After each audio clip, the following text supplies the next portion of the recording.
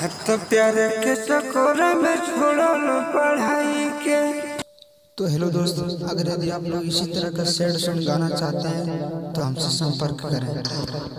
अत जानल न नियम हम सिखैले तू चढ़ाई के।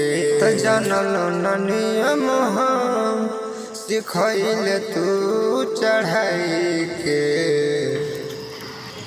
तो प्यार के चक्कर में छोड़ल पढ़ाई के। आगे प्यार के चक्कर में छोड़ल पढ़ाई के। हाथ दिन दिन बात बढ़ो हो लड़ाई के।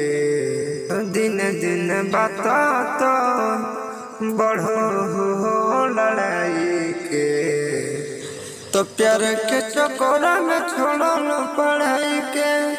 तो प्यार के चक्कर में छोड़ल पढ़ाई के। आगे लगा के धार तलवार कोई भी कर जके यार पर। लगा के धार तलवार कोई नहीं कर जके यार पर। लगा के धार तलवार कोई नहीं कर जके यार पर। कि आगे कोई गुनो कहरे छूटल हमर आई के। कि आगे कोई गुनो कहरे छूटल हमर आई के। तो प्यार के चक्कर में छोड़ल पढ़ाई के। आगे प्यार के चक्कर में छोड़ल पढ़ाई के।